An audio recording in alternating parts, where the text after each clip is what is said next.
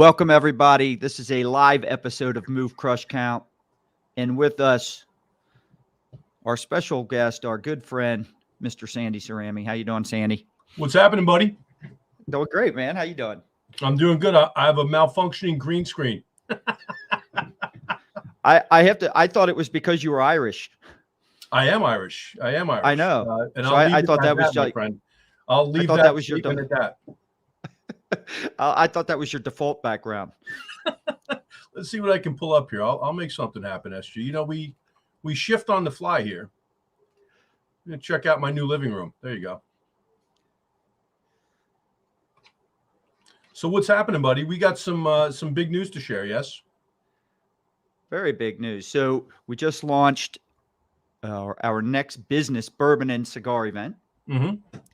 And I wanted to use this opportunity to not necessarily we'll talk a little bit about business bourbon and cigars and what it can do. But really, I wanted to use the opportunity to talk about event marketing, developing or forming strong relationships and networking that can come from these type of events, because I think it's a powerful tool for a lot of businesses to use. And I thought we'd kind of take that topic and go from there. I love it. Let's do it. All right. So for you, we've done business bourbon and cigars. This will be our third event. And just a real quick cheap plug. This event's going to be down at the Hyatt Coconut Point Resort and Spa down in Bonita Springs, February 1st through the 3rd of next year, 2022. Correct. So great setup. Always a fun event. But for you've attended a lot of different events over the years, right? And let's not get into specifics on business bourbon and cigars yet, but let's talk specifically. Why do you attend different events? Well, first of all, you know that I'm the guy that loves the human interaction piece of it, right? So I always enjoy the opportunity to get together with other like-minded people. We talk about our events specifically. We have really high-level, high-performance, very highly motivated people. The ideas that we share, quite honestly, it's changed the trajectory of our business over at Sandy Cerami and Associates. I know that J&L specifically has benefited, but the best part about it is that everyone that attends benefits. So I love the opportunity to actually mix it up, share ideas. We share a few laughs along the way. I wouldn't be there if we couldn't do that otherwise, but I think that the opportunity to laugh and learn at the same time for me is always, a huge benefit.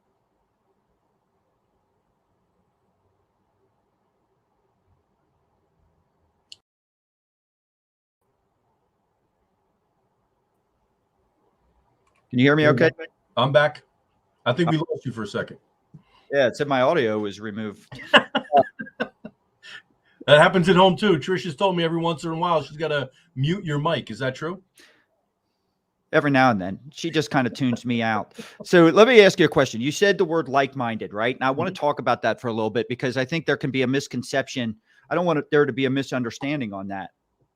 So we obviously want to surround ourselves with people that make us comfortable being uncomfortable, that can help us expand our comfort zone, things like that, right? Yep. And that doesn't always come from when someone says like-minded, right? You're not trying to when you say that, you're not saying you want to surround yourself with people that have all the same thoughts and ideas as you, as much as, and correct me if I'm wrong, what you're saying is I want to surround myself with like-minded people, meaning we all want to grow exponentially. We all want to get well past our comfort zones, right? Yeah. And so we're all willing, and we have a like mind in the sense that we know we can learn from a variety of different opinions and thoughts, and that's where the real breakthroughs come. To that point, buddy. So yeah, like we when I say like-minded, I'm talking about people that are looking to get better, to improve their game, to share with others generously, to cultivate ideas, to have no fear in putting what may be a way far out there idea out there as a topic of conversation. One of the things that you specifically spoke about when we first started to collaborate together was that you love to take ideas from outside of a particular vertical and put it to work inside of another vertical, right? And it's something I had done subconsciously without actively thinking about it. I would see things that worked elsewhere. As far back as the mid 90s, when I was really just getting my my roots into this business on a professional level, and having some leadership responsibility and accountability, we were going to places like Restoration Hardware to see what they did in terms of merchandising and marketing. And so you were doing that in a very conscious way, where I was doing it in a semi-conscious way. So we want people that are willing, as you said, willing to have the courage to put that to work in their business in a way that they think they'll get the right level of execution. Sometimes the trick, Sandy, what I've learned is to do things, to make things look like you're doing them in a conscious way. Right. A lot of times. I meant to do that. Exactly. You might have been involved in a conversation I had with Mary earlier today. I meant to do that. I tell her that all the time. I meant to do that. Well, I'll remember being on your first podcast and, or my first time being on your podcast. Mm-hmm. And I said a lot of what we did initially was luck. And you go, "Oh, buddy, that wasn't luck." A lot of it was luck, because there were some things that we did early on from a product thing that was just copying from other industries, bringing them in. But that wasn't something that it just seemed like a smart thing to do. Sure. And we lucked into some things that it eventually evolved into. It wasn't necessarily part of our grand plan. But if you don't get out there and you don't do those type of things, I'd rather be lucky than good. Well, yeah, no, I've heard that plenty of times before. It's the old Sam Snead, the more I practice, the luckier I get. Well, the more I look for ideas and look for opportunities to get better, the luckier I seem to become, as personally and professionally. I think anybody could say that. But I really, when you had shared that concept with me, it really blew me away, because it told me a lot about how you think in terms of your businesses. And I loved it. It was something I started to pay more attention to, a lot more acutely than I had in the past, and made conscious decisions to look for opportunities, outside of retail automotive or the businesses that I work in, to try and bring different ideas into different verticals. There's a great book out there, Eric Ruby, a shout out to Eric Ruby, turned me on to a book called When I Stop Talking, You'll Know I'm Dead, by Jerry Weintraub. Unfortunately, Jerry passed away a couple of years ago, but he was a world famous Hollywood producer. He was a promoter, concert promoter. And he was very much the same way. A lot of his success was attributed to the fact that he was willing to take risks. He was willing to pay attention to his surroundings and to learn from other folks. And I think that's the roundabout way to answer your question that you originally posed, is why do I want to go out to these events? And that's exactly why.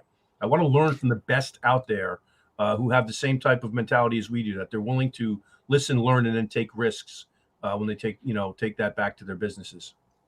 Yeah. And so, when I'm sitting here, and I'd love to get some questions. So just so you know, this will also be a short podcast episode that will drop next Tuesday on Move, Crush, Count. But at the same time, this is interactive with some of the audience people that are tuning in as we broadcast this live through Facebook and Instagram, or not Instagram, but LinkedIn and YouTube. And so if people could type in any type of questions in the chat. Are you getting that noise? That's sorry. I live in the fire engine, fire siren capital of the world, Wyckoff, New Jersey. We have 4 firehouses in town here. So I think when they get bored, they just decide to go take a ride around town and blow the sirens off. Yeah. All right. So I wanted to make sure it wasn't a tech issue on our end. All right. So, for me, one of the things that I say when we start our live event is I want everyone to come from a place where anything is possible, because I think a lot of the things that restrict us when we're trying to come up with a breakthrough, some type of, whether it's a process or a marketing idea, some type of customer retention strategy, or maybe a strategy to gain new business, we restrict ourselves when we start thinking about ideas from a place of, well, that's never been done before, right? Or that might cost too much. Or worse than that, we tried something like that in the past and it didn't work. Yeah, you can't do that in this market. All kinds of things that limit us and keep us from growing exponentially or achieving some type of breakthroughs. And breakthroughs are what make people extremely wealthy. So, we're going to try something different this time. And I got this from Josh Linkner, who was a guest on a prior episode. Yeah.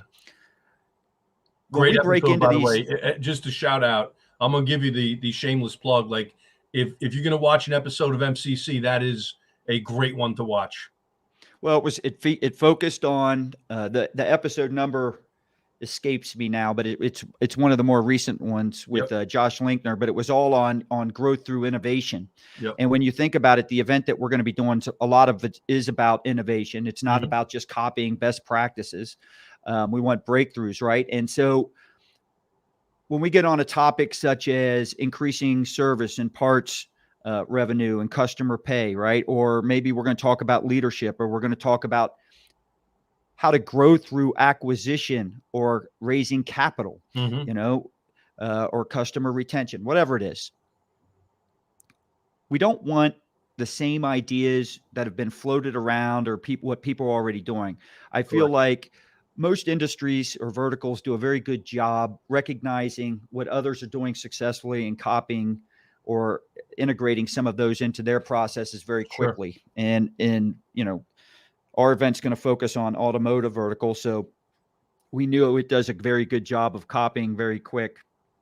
No different than, say, the NFL. When somebody wins the Super Bowl the next year, half the offenses in the league start molding themselves to it. That's right. Same playbook. They start to develop the same, profile in terms of skill sets. And so we're going to do something a little bit different. We got this from Josh, and I thought it was interesting when he said this. If you and I are sitting at a mastermind table and our job is to increase customer retention, improve it, right? Yep. We know most car dealers only retain on average anywhere from 22 to 25% of their customers.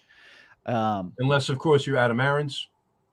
That's right. Well, thank you, Ronald Marvo, by the way. Josh Linkner was episode number 44. Marvelous Ron. Ron Marvo coming through once again. And so we do have another question that I want to address, and we'll get to very quickly. But hang on a second here. What's the best way to get sales? From Dennis. So, by the way, I'll answer that short, and then we'll come back in more detail. The best way to get more sales is to have great marketing. So I used. He served you up a softball, buddy. Yeah, I used to. I used to think it was sales.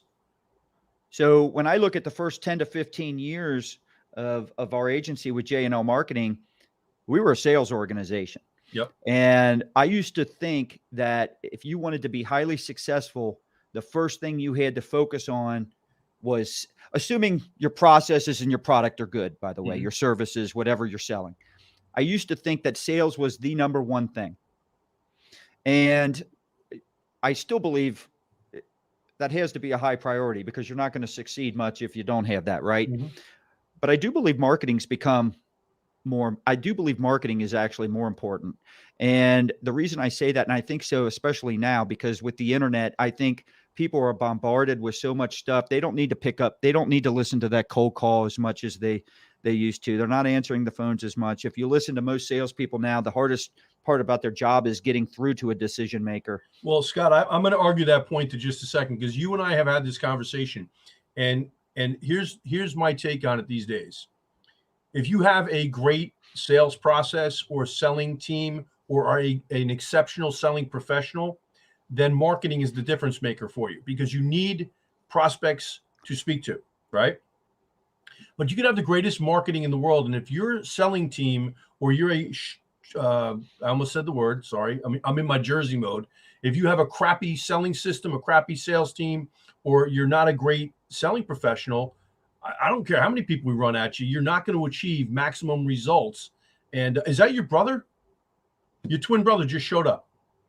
There he is. No, I don't know what to. It's all good. Hold on a second. Anyhow, my point is this. I think marketing is more important than sales when your sales team is tuned up or your selling skills are sharp.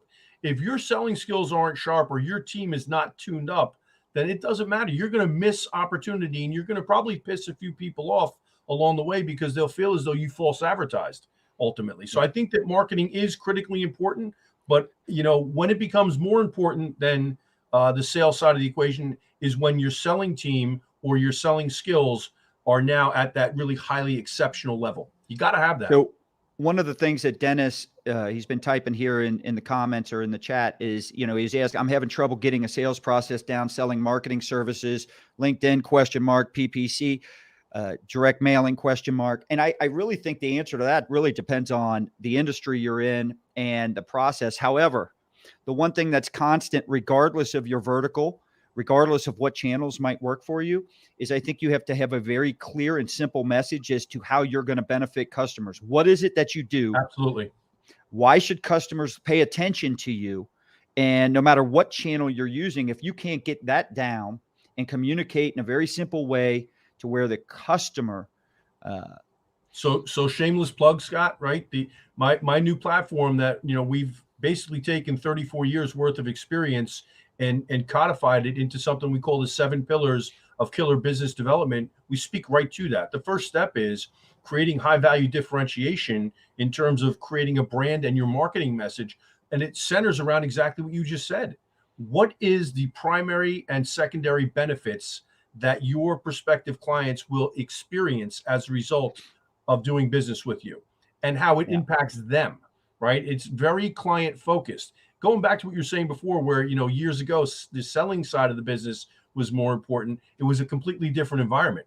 It was harder to get your message out into the marketplace unless you had a huge budget, right? Now you don't need a huge budget to get your message in the marketplace. If you've got great messaging and great branding, you can use the tools that are at all of our fingertips these days to drive, the prospects and the leads to your business. Does that make sense? So, listen, one of the fire trucks again. Sorry, buddy. That's just alerting the audience that the roof is on fire. The roof is on fire here in Wyckoff, New Jersey, baby. So one of the things that, when I sit here and, let's face it, one of the things, the reason Business Bourbon and Cigars as an event exists, right, is in a weird way, a lot of times the event is at the end of some people or some businesses' funnel. Yeah. Correct?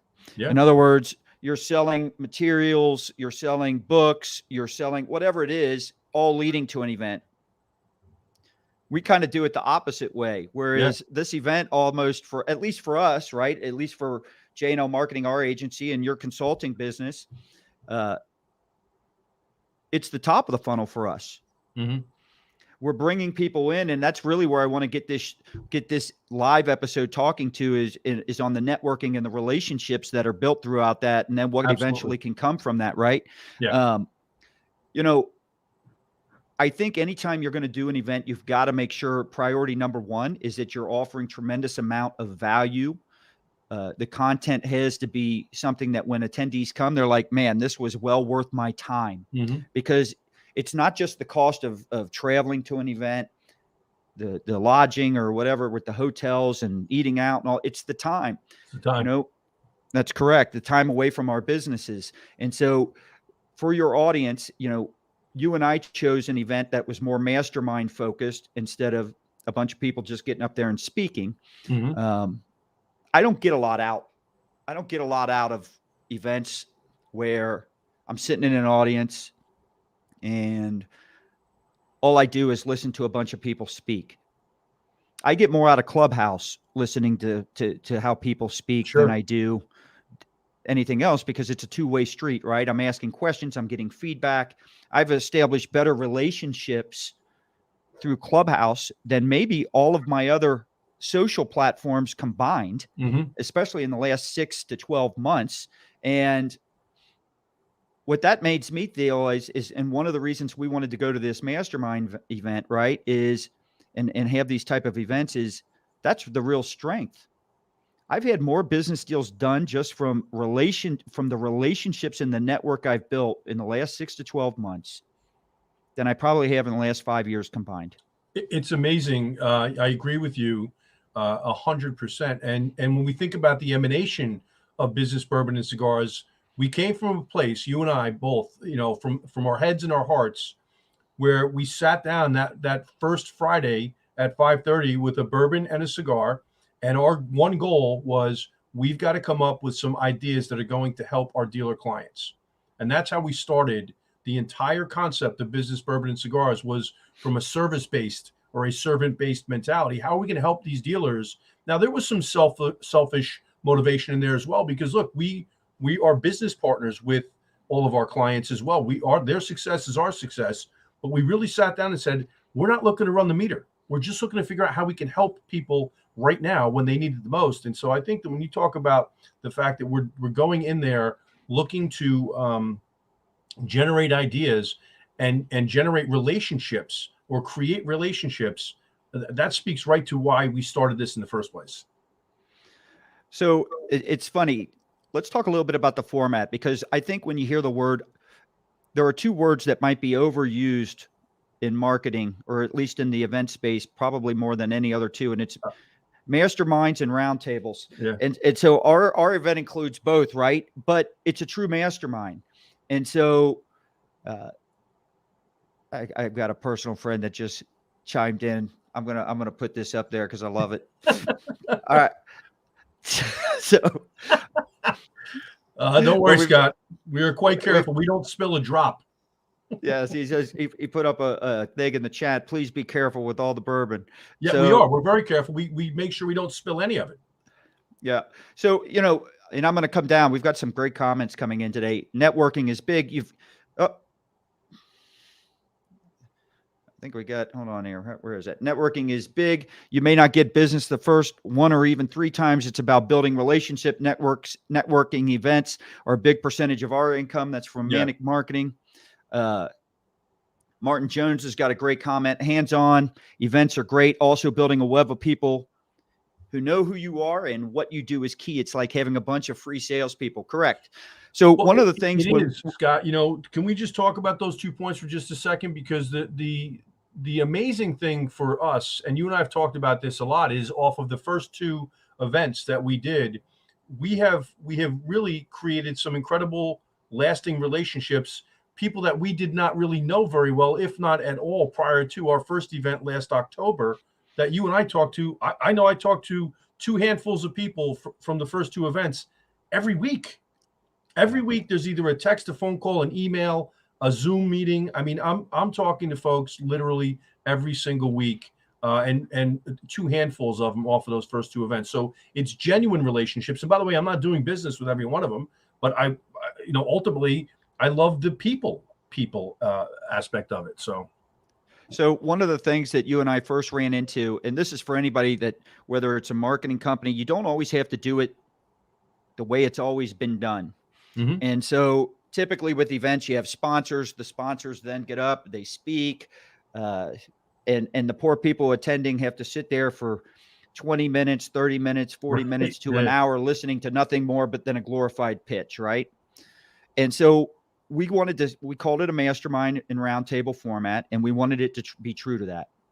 So, and this can be a tip for anybody thinking about these type of events, or, quite honestly, this can even be done within your own businesses in terms of an innovation type meeting, breakthrough type meeting to break out of the mold of whatever processes, marketing, sales, whatever it might be for your business. If you want to break through something, here's a structure that could even work within a business. Getting key teammates involved from different departments or different teams together, and regardless of title. Correct. And so one of the things that we do at this event, and I think that goes over very well, is we might have a topic that needs to be discussed, and we want to break through, right? And so one of the first ones we did in the last event is inventory, regardless of the vertical you're in right now. Inventory that we should be discussing? Yeah, most businesses are having inventory problems, right? In business bourbon and cigars, at least on the dealer end, we got a major inventory problem with car dealers right now, and the supply is virtually non-existent. So on the new side, right? And so the challenge, the mastermind topic was, how do we become best in class? In other words, best in class. How do you guys define that in your market, right? How do we become number one, considered best in class in sales and profit, in spite of the problems with inventory, right? And then we sit there and we turn the tables over, anywhere from 5 to 8 people, all high-powered dealers, general managers, And they then work as if they're working for this. Each table is considered one dealership. Mm-hmm. And they've got 45 minutes to come through up with breakthroughs and solutions to how they can solve that, how they can sell more cars, make more money, regardless of the inventory situation. And the ideas that came from that were great. One of the things that I want to do differently, Sandy, and this is where I was going with Josh earlier. Some of the comments always just get me off message here a little bit, but they're good. And that is with Josh, a lot of times you can be in an environment like that and you might have a great idea, but you're hesitant to speak up because you're worried about judging. You're worried about the judgment from. That's a stupid question. Why would you ask that? Yeah. Or what, that idea would never work, right? Why would you think that? We can't do this. And so you don't want we internally have that fear of coming from that. And Josh brought up a good thing. He goes, and that restricts the ideas. That limits the type of innovation that you can come up with. It inhibits creativity, 100%. Correct. So he has a solution to that. And I thought it was interesting. And it's one thing that we're going to play around with at this next event. He goes, imagine if Elon Musk was sitting at one of your round tables. Do you think he has the same fear as you when it comes to shouting out ideas? Right. And he goes, he doesn't. He has the opposite fear. Someone like a Jobs or an Elon Musk, their fear is coming up and shouting out the average idea, the lame idea, because their reputation are these innovative geniuses. And so if you were to play a role and you had to be Steve Jobs at this round table, right, and I had to be Elon Musk. And by the way, it doesn't always have to be good guys. It can be bad guys. It could be Dr. Evil. You could be whoever you wanted to be, right? But you had to deliver answers as if you were them. What type of ideas, what type of suggestions would you come up with? Right. And I thought that was an interesting thing. So I think fear can limit creativity one way or the other. So I think if we come from a place where we thought we were being judged for the lame or the normal or the average idea, I think our ideas would be that much stronger. What's your thoughts? Well, I think, that process, and I recall that from the episode, and it was the one thing that was my big takeaway as I shared with you. I thought it was brilliant because conceptually it takes you out of, the rote, questions that we hear all the time. If you couldn't fail, what would you do? I mean, every time I hear that, I'm just like, oh my God, man, I get it. I know where we're trying to go, but this actually gives you a tool or a mechanism to actually make that a reality. Because even though you tell people, if you couldn't fail, what would you do? People still struggle there. But if you put them in a position where they've got to think like somebody else who they know of and see as an innovator or somebody that is, that doesn't have to have any fear, or you take that, they're able to put on a mask, if you will, and be somebody other than themselves, the inhibition seems to melt away. And I'm really excited for that aspect of the mastermind piece. I think it's gonna be awesome. And I'm very curious to hear who each person picks as their avatar, if you will. Yes, that's a good way to say it. That's exactly what it will be. It'll be an avatar. I know two people that they're not going to be picking. You and me. I was going to say I was going to put in I was going to put in a rule up front and announce it at the beginning that you cannot select me as your avatar, right? People know I'm half joking when I say that, Sandy. Half joking, yes. So that's what you laid a line on me today on the phone that I'm not going to share online live on LinkedIn, but one of the better lines. I'm going to steal it. We'll release that line when the time is appropriate. In due time. That's something that'll be in due time, old bull, as they say, in due time. Yes. So Martin Jones asked, what is Clubhouse? That's a good question, Martin Jones. In the immortal words of Sandy Cerami, you need to Google that shit, brother. Right? You need to go Google what is Clubhouse, the audio app, and get on there. And then first thing you need to do, follow Sandy Cerami and then follow Scott Joseph. So a little bit, Martin, on Clubhouse and I think the power that it has. So it's an audio only app. It started out only on the Apple phones, but now it's across all platforms. So you used to have to be invited. I don't believe you have to be invited to come on it and join it anymore. Nope. As they say in New Jersey, they let any swinging door in. You know what I mean? It's an incredible app.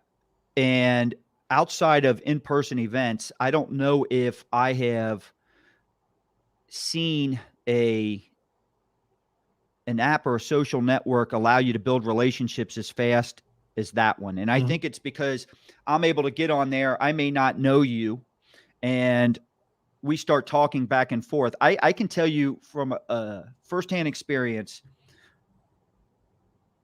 forget the clients that have been gained from it, just from the relationships that have been built. I've had big time podcast guests, JT Fox, Tim Story, all kinds of people. Ira Sandy Davis. Cerami. You had Sandy Cerami on. Sandy Cerami. Well, you came before Clubhouse. Anthony Trucks, Josh Linkner, Samantha Edis. All these people came because of relationships that were formed literally within the last 6 months on Clubhouse. Yeah. And by the way, there is the ties that bind, right? We're talking about it again, relationships, right? It's the foundation of what we want to do or continue to do as we evolve business, bourbon, and cigars is, we want to build really high quality relationships with people that, span not only time, but also geography, right? You think about like Brad Mugg and I love Brad Mugg. Like I'm hitting Brad Mugg up and asking him for some insight on my daughter's college choice, right? Because she's looking at Loyola Marymount University out in LA. He's in LA. I'm in New Jersey. We're on two different coasts, yet literally off of the first meeting, I'm back and forth with Brad Mugg on a regular basis. Just a great guy that because of the fact that we were able to meet each other as part of the initial business bourbon and cigars event, we've maintained a relationship, and a guy that makes me laugh and makes me think at the same time. One of the sharpest guys out there. BK had an opportunity to go down to Florida with David Boyle, CEO of Tire Profiles at Irving, Texas. Went down and we had dinner with Ed Roberts and Natasha. And then we had a chance to meet up with Brian Kramer. These are all relationships that we developed as a result of business bourbon and cigars, and not running the meter every time. It's like going down and sharing a meal, sharing an idea, and having some fun. Yeah. And quite honestly, I mean, the relationships in business that we've gotten on the dealer side, it's not just that, it's also the relationships that have been formed with the other sponsors and vendors and opportunities that have merged themselves. I feel like I could literally pick up the phone and instantly talk to anybody, one of these, because it's more than just business, right? It becomes more of a friendship stuff. And that's what I enjoy most of it. I'll give you another example that happened recently to me. And I was on a Clubhouse stage for this. I posted this on Instagram, and I don't say this to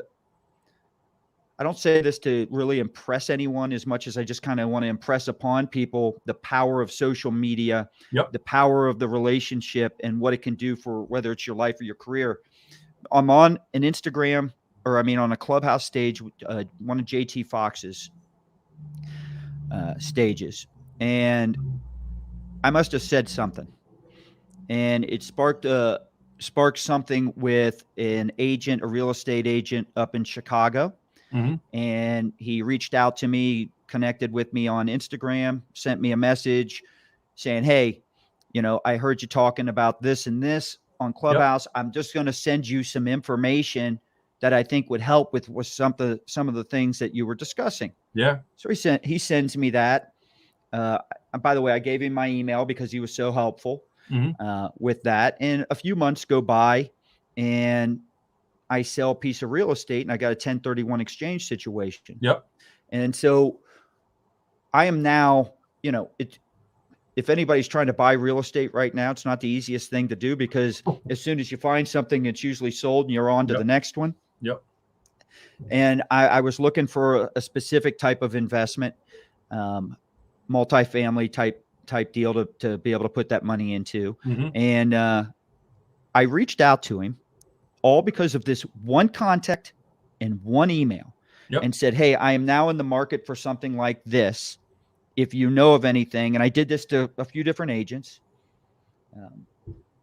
people in my network, and I said, I'd be interested. I'm in the market right now. Mm-hmm. He sent me a couple things, and literally one of the, most people may not know how a 1031 exchange works, but you got to list certain amount of properties, up to 3 properties at a certain value of whatever building you just sold. His was one of the 3 I listed. And literally within just a few days, a contract was signed, sealed, and done on an 8-figure. It was an 8-figure deal. So high 8-figure deal. So, I was blown away. It got me thinking, and I'm sitting there, wow, here I never had a phone conversation with this guy. This was all email until the time I said, I'm now in the market. And then he calls me just to get more specifics, right? All from one interaction. And the key was he was being helpful.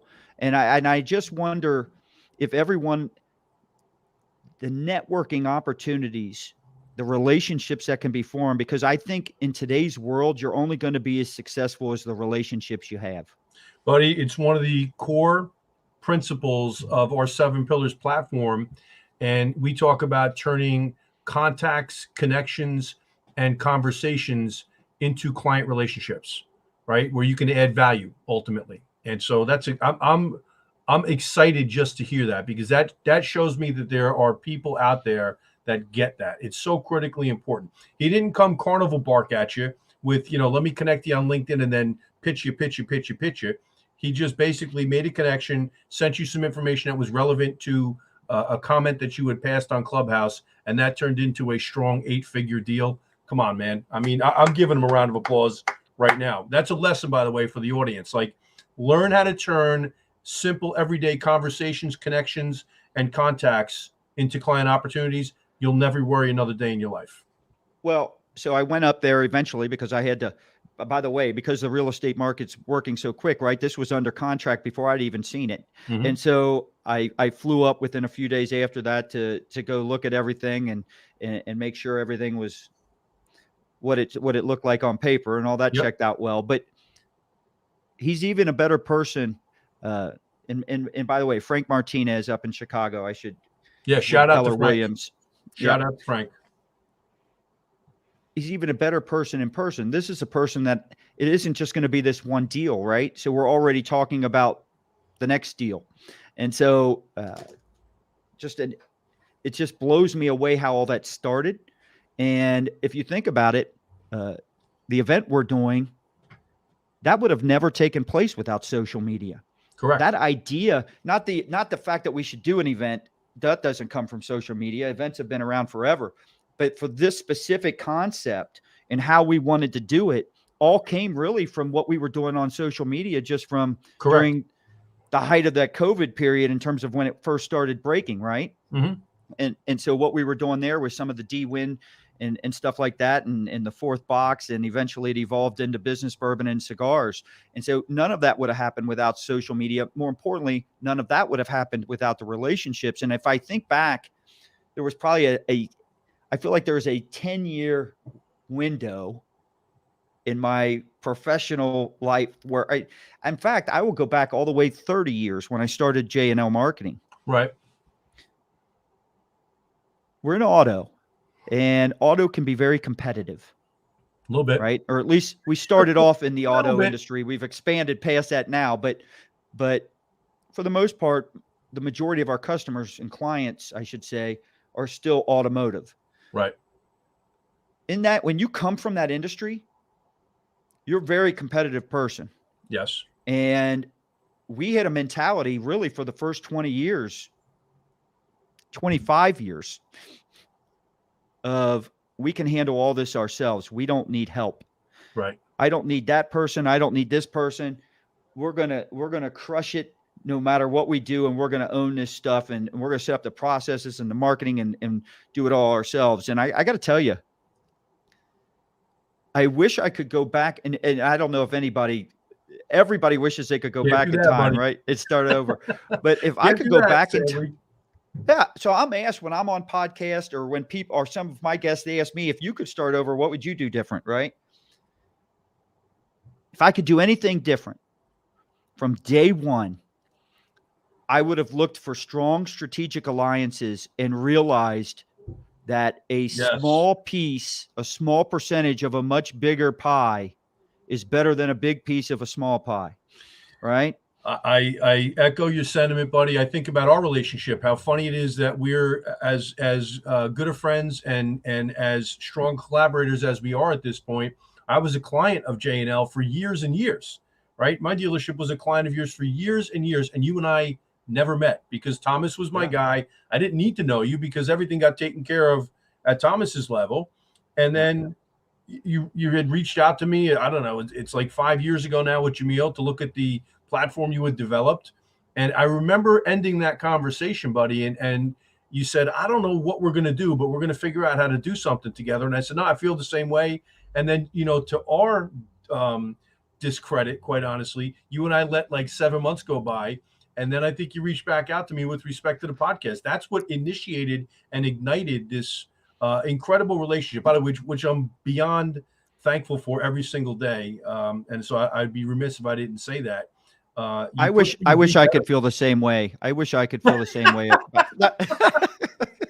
That's right. Trish has told me how much you regret the fact that you reached out to me that day. I can't get rid of this guy. I'm like a bad penny. So, let's go back to the luck thing. That, to me, that relationship, you and I didn't plan that. We knew that there was a potential there to something much bigger, right? But it's not like we sat down and planned things out. We kind of lucked into that. I heard your podcast, but you know what? You were out there. Mm-hmm. You were making yourself known. You were grabbing attention for what you were doing with your own podcast. Mm-hmm. I had already started thinking, I want to do one here with, Move, Crush, Count, the name and all that type of stuff wasn't even a consideration, but I knew I wanted to get into the podcast world. So when I saw yours, that was just luck in the sense that, hey, I'll just reach out to Sandy, pick his brain, and then you invite me on your show. Yep. And back then I was doing the exact opposite of what I consult and try to help other people with. Mm-hmm. And that is quit over analyzing. The best thing you can do is to start. Right. But of course, I think if you remember the conversation we had in February of that year, and you said to me, like, how'd you get started? And I was like, buddy, and this I know you know about me by now because it drives Marvelocity crazy, is that I don't take a whole lot of time, and this is to my detriment as well sometimes, but I don't wait. I don't get ready to get ready. And I said to you, Scott, just press record. Like, go turn the microphone on, turn the camera on, press record, and go. You have something to say, and it's of value. And to your credit, you planned yours out very, very effectively. And I mean, one of my favorite podcasts to listen to, and I put that up there, quite honestly, with Rogan, because I listen to him all the time. PBD. I mean, I listen to some real players. Jay Abraham, who you introduced me to. I didn't even know Jay Abraham was until you had shared him with me. But I listen to those 3 podcasts regularly, along with Andy Frisella and yours. Yeah. Those are the 5 that I listen to on a regular basis to learn. You bring up Jay Abraham. In the 90s, I would say if there was one marketer that I was buying material from, learning from, it was him more than all others. Yeah. And I just absorbed that stuff and applied it instantly. So I love everything that Jay does.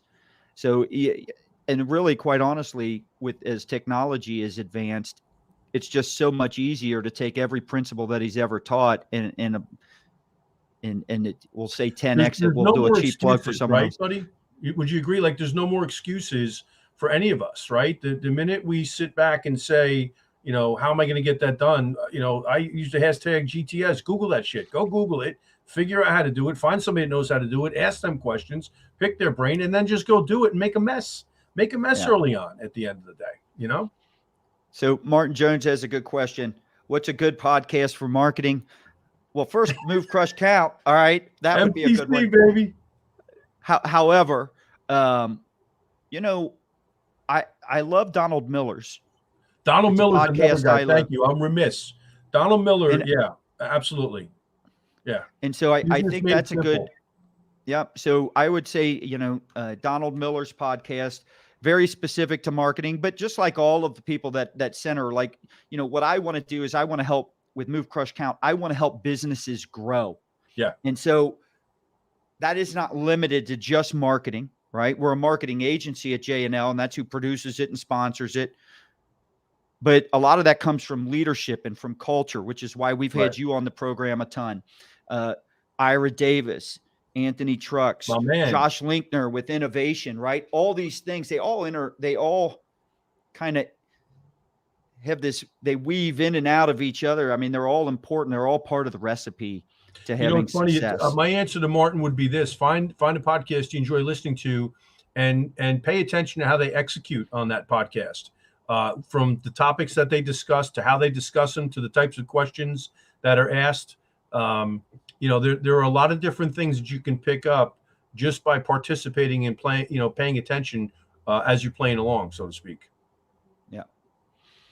So let's do There's my man, Ron Marvo. So Ron and I were together yesterday, and we were talking about, when we and just let's read what he typed here. You don't have to be great to start. You just have to start somewhere. Well, I'll finish that quote. It's, you have to start to be great. It's Zig Ziglar, and he and I had talked about that yesterday, and this goes to content, right? So I'm watching online, and it's one of the things that I'm so hyper focused on. I always want to put out content that's authentic and original. I don't want to rip off anybody else's content and put my name to it. I think that's probably the worst thing that you can do on social media. But Ron and I had a really long conversation about it yesterday.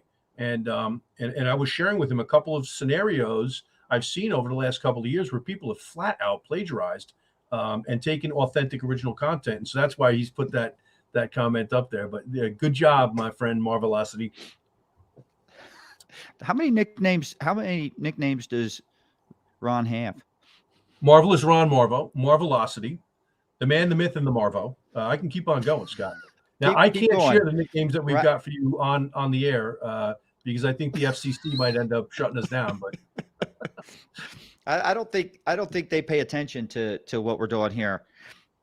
Well, then we're doing something wrong, brother. Unless we're talking about COVID, then they shut you down. Forget it. That is like, kill it. Me just saying that word, I hope we don't get flagged for something and get taken off. We might. Thanks for that, bro. They'll disable the comments and everything. We can mask up. We'll mask up. We'll be good. So let's jump back on track. Let's talk a little bit more about business, bourbon, and cigars, buddy, because I think that what we've got planned for February 1st through the 3rd in 2022 is exciting. It's dynamic. It's different. And I'm not just using those adjectives to try and get people's attention, although maybe I just am. The fact is, it's true. We've got a lot of fun. We've got a lot of opportunity for networking and meeting, as I said, people that are looking for opportunities to grow their business, grow themselves along the way. We've got some, I'll call it some extracurricular activity that centers around business and cigars. Can you give away the big one on the bourbon side? I know you hesitate for one reason, but we have a potential special guest that's planned for, and a lot of it hinges on, a couple of health factors or factors. Correct. COVID. Yeah. As of now, we do have booked. I will say this: a bullet, or not a bullet, not a bullet, a bourbon Hall of Famer scheduled to come on to the event, do a little book signing during some of our bourbon tastings, things such as that, meet and greet type thing. He's an outstanding. I'll say this. I'll give this hint. He has been on the Move, Crush, Count podcast. Yes, he has. All right. There's only two. We've only have two bourbon founders that have ever been on the podcast, and it's not episode number 1 or 2. So that I will allow people to go to movecrush.com, movecrushcount.com, and they can figure that out. He's what I would consider to be bourbon royalty. Oh yeah. Right? TB or the initials. We'll leave it at that. Yes. All right. Number 1 with something like that. A bullet. Oh, well, it's the it's the number one. It's the number one rye in the world, but he's scheduled to be on. But quite honestly, yeah, because um, depending on if there are any restrictions, we're this event's in Florida, so more than likely we'll be okay. But he's got to be careful with certain things. Yeah, understood. The location is spectacular. We're just north of Naples, Florida. The weather is going to be very cooperative. I've spent plenty of time in that area, as you know. Well, you're a high roller. You're a high roller. You're an aristocrat. You belong down there. Yes. Yes, that's for sure. If you look up ham and egger in the dictionary, you'll find me. I'm right there, but I keep on eating. But the area is spectacular. It's easy to get to, which is something that's critically important. So it's easy in, easy out as far as the airport's concerned and the hotel. The location is spectacular. I'm gonna say this to you. You will not find a better sunset location, okay, anywhere on the East Coast than you find on the West Coast of Florida. It's as good as it gets. I agree with you 100%. This location for the event we're doing with the business, the cigars, the whole setup and what they're doing is outstanding. And by the way, usually if anybody in the audience has ever had crabs, we're going to race them. And we're going to bet on them. And so that's exactly right. And so you can't come from Louisville, involve bourbon and cigars, and not do some type of gambling. I want to clarify. I meant the hermit crabs. I should have clarified that. Sorry. So many things I want to say there. No, you didn't throw me off. I'm just debating, should I say it or not? So I've chosen not to. So I will say this. So usually when I go to Florida on a personal, for sunrise at Adam Aaron's place, I'm in. I love it. I usually stay on the east side, the lower east side. And I'm just curious because you tend to go more on the west side. And I'm curious the difference in the demographics of the people on the west side versus the east. And I'm just wondering if there is an age, if there's an age discrepancy between the two. I don't know. Well, listen, I'll let Brian Kramer speak to that because he's right down the street. He will be there, BK, the absolutely world-class GM over at Germain Toyota in Naples. But I will say this to you, my man. I've spent time on both coasts. I'm an equal opportunity offender on both coasts of Florida. And I know you're just getting one last shot in while you can, because I'll have the upper hand before long. We got Adam Aaron, sunrise at my place. So I'm glad he chimed in here, and I'm glad he's listening because he's always, first off, he's attended every one, which we're very thankful for. He's an incredible dealer and operator, even better person. Even better person. Thank you. Yep. And is always willing to share his knowledge and expertise and his experience to help others. Mm-hmm. But he's always been very helpful in terms of this event, helping us form the agenda and the topics as well. And there's a topic that I reached out to him when we were coming up with some of the mastermind topics. And one of the ones that he came up with that we're putting in, and it's going to be done on the Thursday. And that is, how do you grow through acquisition or through raising capital in different relationships or strategic alliances? Yep. And I love this for so many reasons, because one, if you're a dealer and you're trying to expand by getting more rooftops or grow your business that way, what are the best paths to do that? What are some of the things that you can do to do that, grow faster than what you're currently doing, right? Right. But there's a lot of general managers that are ready to take the next step. Sure. Right. They have aspirations to become dealers. And one of the things that's going to be talked about in that mastermind is coming up with action plans for those people as well. It was a very unique topic. I love it. And to his credit, we are going to make sure we bring in some people that are extremely knowledgeable in that area to help form that and sit at these tables as well. So I thought, man, this is a unbelievable thing. All right, I've got to put this comment up. All right. Although I don't understand this. Although it's after school, so my daughter must be tuning in. It's on my wife's account. Miss Sophia, how are you? I love her, buddy. Hi, Dad. This is Sophia on Mom's account. Is that Sandy Cerami? Yes, it is. That's the one and only. I love her. She's a doll. She's mini Trisha's mini me for sure. Oh yeah, no doubt. That's probably a very good thing. Well, thank God for that, buddy. You kidding? Yeah. No question. All right. So, let's close it out. I appreciate Well, here's what everybody I'd like to tuning do, in. if you could, since you are in the broadcast center, we should have the URL for more information for folks if they want to find out, the who, what, where, why, and how of Business Bourbon and Cigars. What's the URL? Maybe they can put it on the footer. Yeah. Down below. That might help. Well, and by the way, they can always reach out to me by phone, 201-753-1234. Happy to take the phone call, or my email address, sandy@sandycerami.com, if you want more information, or ron@sandycerami.com. Either one of us can help you out with more information for sure. You keep talking, Sandy. I'm typing in on the ticker the web address. So I'll tell you, one of the talents of one marvelous Ron Marvo, and his dad will get a good kick out of this. He's the fastest typer in the history of New Jersey. He's won a number of different speed typing contests, and his dad is wildly proud of him because of that. First thing his dad asked me when I met him was, did Ron tell you how fast he could type?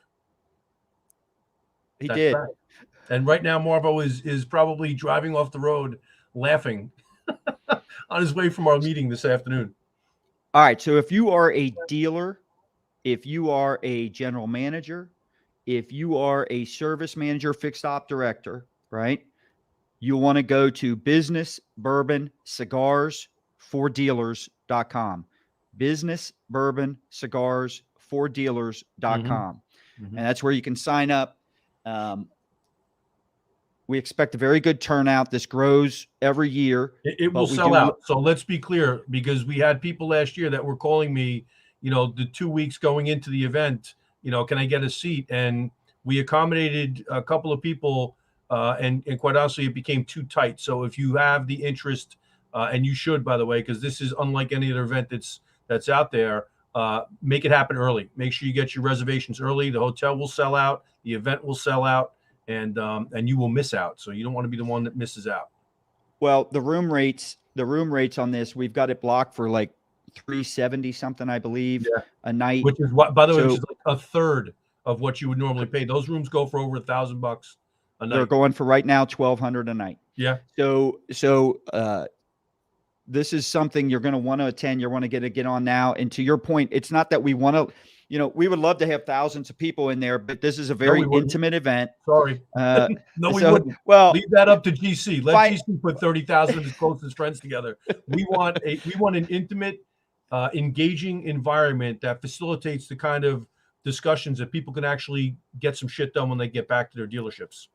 Well, the reality is the room that we're in, the Dolphin Tour, the bourbon tastings, the rare bourbon tastings, the thing with our bourbon guests that'll be coming in, all those things have limited capacity. So it's not that we don't have the choice. So we have to limit it. So make sure you take action now. So just visit that site you see scrolling along on the bottom, Business Bourbon Cigars For Dealers.com. Some of those rare bourbons are going to come out of Ed Roberts' collection, I suspect, because he might have the best bourbon collection out of any attendee at Business Bourbon and Cigars. And I was actually had the opportunity to visit his store this past week with Dave Boyle, and was wildly impressed. And not just by the facility. I want to be clear. Like, he has a great bourbon collection. He's got an amazing team of people. The culture in his dealership, I'm giving him a shout out right now. If you were anywhere in the St. Augustine area, Southern Georgia, Northern Florida, and you're looking for an opportunity to join a team, you should be knocking on their door, send in your resume like yesterday, because what I witnessed firsthand at his dealership was absolutely spectacular. I know Adam Aarons up in New England has the same type of an environment. Well, I was going to say, Adam had a good post on, I think it was Facebook this morning. He goes, when he's present in the store, most of his day is consumed with just training people, right? Yeah. And so, one of the things that Adam's brought into these masterminds and these roundtables that I thought was interesting, especially when we talk about leadership and culture, whether it's customer retention, all this overlaps a lot, is the career path that he brings people on. Let's face it, we're in most auto dealers, there's not always a career path. We hire something. We usually have not the greatest process in the interview process, but for the really progressive dealers, the really good operators, they have a very good recruitment strategy, a very good hiring process, onboarding strategy, but it doesn't end there. They have continuous training and they have a career path. And I think Adam's, if you reach out to Adam Aarons on LinkedIn or any other, he's big on Facebook as well. He's not shy about sharing the success that he's had with it and what that process is. And I don't want to speak for him, but I do believe he'd probably help you with that and kind of tell you what I'm it going is. to say this, Scott, because I think I can sum up Adam Aarons' philosophy in something that he shared with me the last time we were together in Louisville. And he said, I'm not out there actively looking for dealerships. I just buy another dealership when I've got a number of qualified people that need to grow. He says, my growth strategy is to grow my people, and then my business will grow organically as a result of that. And there is such unbelievable wisdom in that philosophy, and he lives and breathes it every single day. A really unique, amazing person, by the way. I'm going to quote Adam. All right, because the last event that we had, it was here in Louisville. And, he's somebody we always want there because his ideas are strong, right? Yep. And he calls me about a week before. He's already RSVP'd. Calls me about a week before and says, Scott, I remember I've got a GM out. I've got a GM out. And he had maybe 2 GMs. He goes, it's really going to be hard for me to break away next week and get there for the 3 days. And I was like, I'm thinking to myself, that stinks because, we want him in there. Yep. And he goes, can you resend me the agenda?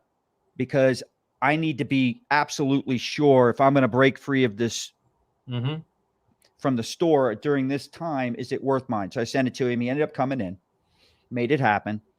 And literally, this is exactly what he told me. After the first mastermind, he goes, for me to be here, I calculated my cost in time to about $100,000. Yep.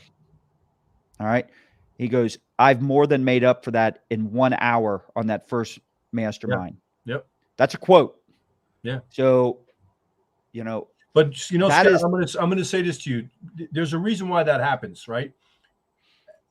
You get out of these experiences at the minimum what you put in, right? Okay.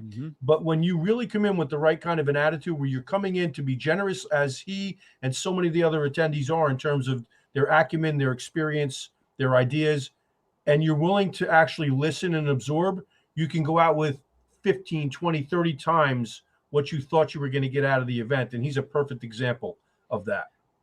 Yeah. And I love surrounding so I go back to the like-minded comment you made earlier. I want to surround myself with people like that. That push me. I want to grow my network with people like that. Yep. I went to a conference in Atlanta called the Unconference.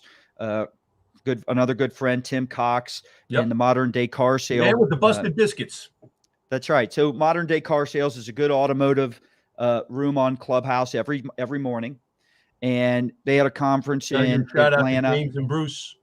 Yep. And so, that was a great environment for people that were willing to share, talk, put their stuff and their ideas out there.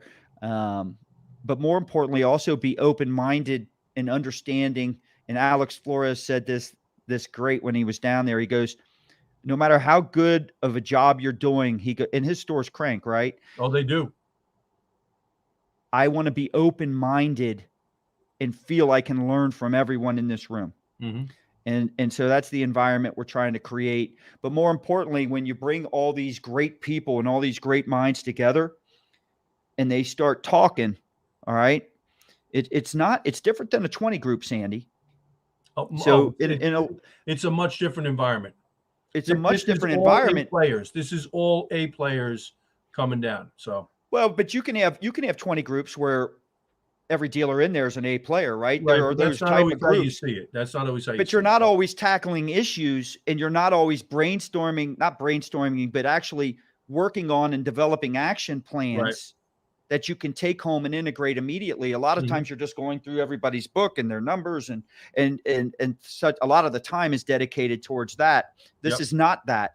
I go back to Think and Grow Rich, that book, and that we give free copies of that, obviously, to all the attendees in advance, because I want them understanding what a mastermind truly is and what we expect of them. This is not you showing up, listening to a bunch of stuff and going home. We need people that are willing to participate and help develop a breakthrough or a new idea, a new solution. And, Henry Ford, when he started Ford, I love all the people that built businesses of just mass and size. Ford Motor Company, all done through the mastermind process of bringing people in. He didn't know what he was doing in terms of running a car company. Most of that knowledge was brought from outside. He didn't need to know it. He didn't need to surround himself with the right people, right? And he was a master at that. That's a fact. Listen, I'm excited. I can't wait to get down there. I'm looking forward to jetting out to you guys in December as we do the final prep, so that we can, motor in the end of January, beginning of February. Once again, I'm just going to remind anybody that has interest, do not drag your feet, because this thing will sell out quickly and the rooms will not be there. And so we want to see everybody that wants to be there, there. That's correct. All right, we'll close it out with that. Once again, this is Move, Crush, Count. This is a live version being broadcasted out on Facebook, LinkedIn, and YouTube, also on the different groups that we're involved with. Make sure you follow us on all the different channels. We're on Instagram, Twitter, Facebook, LinkedIn. We're everywhere. Clubhouse, any social channel you can think of. Clubhouse, we have a room there as well. So make sure you follow that. Or I should say the club, not necessarily the room. The room's got a live thing. But we appreciate you all tuning in. We will be back next week. Thank you. All right, baby. Thank you, Sandy. Good to see you, SJ. Yep, you too. Say hi to Miss Sophia, Miss Trish. Yes.